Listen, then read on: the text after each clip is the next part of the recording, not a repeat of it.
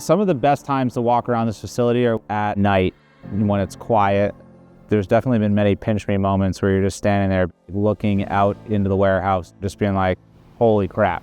Like, there's a lot of cars in here and some like incredibly special cars.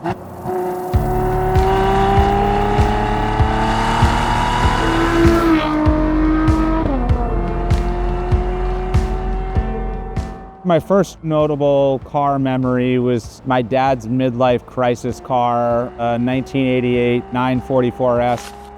That was one of the cars that really fueled the fire of going fast. When I was little, I had a Jeep Power Wheels. I had figured out how to shave underneath the foot pedal to get the car to go faster. As I got older and really started to dive into the world of sports cars and the history of racing and all that, it really just kind of fueled my passion around cars. I was working in finance. Finance was always a very hard thing for me to do. It didn't come naturally to me. It wasn't like a passion of mine. That's kind of what led me down this path to take a leap and start a car storage business. I was on a job interview and I had a conversation with my now business partner. I mean, we talked probably 15 minutes around a potential job opportunity, but then spent an hour talking about cars and the automotive industry. I elevator pitched him on the car storage business. He was like, well, why don't you go work on that? Our business is car storage, but I also call it asset management, right? I mean, these are alternative assets for people in a sense when you get up into those Ferrari collections and such. And that's where I start to call it a concierge service, because it's not just car storage. It is transportation, sales, brokerage, consignment. It's helping them shape their portfolio of cars. In a way, I do get to live vicariously through them when I'm helping them buy a car. They're asking me like, oh, what do you think of this? Is this cool? Is this not cool? And I'm like, well, it's not mine, but if it were my car, I'd spec it this way. I would do this, do that. I've gotten to drive a lot of very, very special cars because of my relationships with the clients, and I've gotten to have a lot of very cool experiences.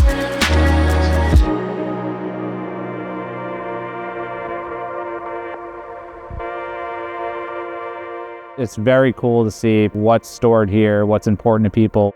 There's so many cars in here, you kind of forget what's under a lift or what's in another part of the warehouse. So it's always really fun to walk around and show people what's in here, because it really is kind of wild.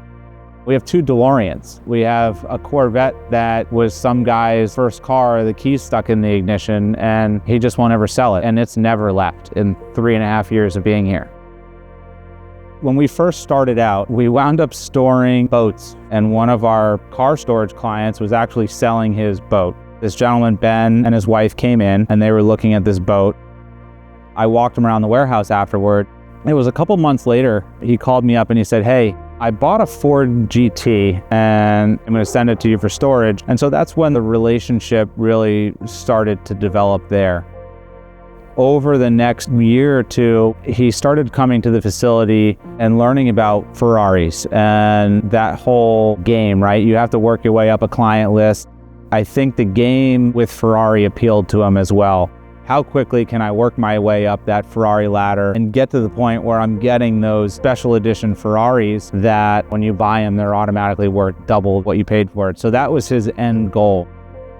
We were coming up on his birthday.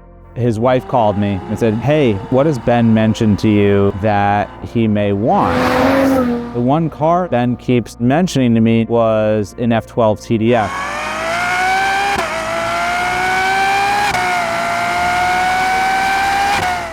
I had a relationship with a dealer in Michigan, and they just so happened to have this killer 100-mile F12 TDF. In my eyes, it was one of the more higher spec cars.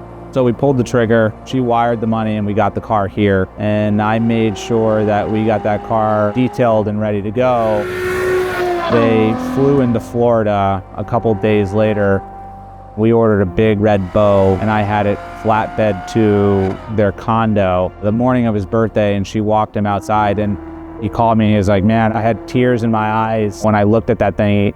It was just such a beautiful car. I definitely understand that not everybody gets Ferrari for their birthday, but in my business, it was an incredibly fun thing to work on and was really special for me to be able to help both, he and his wife out.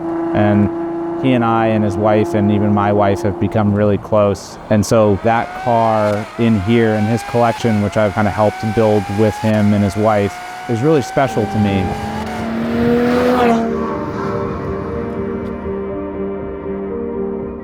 Cars to me, especially the older ones from the 30s, 40s, 50s, 60s, the cars that raced, those are rolling pieces of art if you think about craftsmanship. People built those by hand. The F12 TDF, I love that Ferrari took aspects of old race cars and did a modern interpretation of that. I constantly gravitate towards it when people walk into the warehouse just because of the badass look of it. It's aggressive, it sounds mean, the exposed louvers on the rear fenders. That car in general is incredibly cool in that it's one of the last great front-engine V12 Ferraris. It just has a really, really cool design to it that I don't think you're gonna see again. Limited to 799 examples. I think the spec that he got was really cool. It's said to be one of the very few cars. It could be one of the only TDFs that I've seen that has black Ferrari shields on it, which was a special request item from Ferrari. And then it's a tribute car to the 50s and 60s where Ferrari dominated the Tour de France.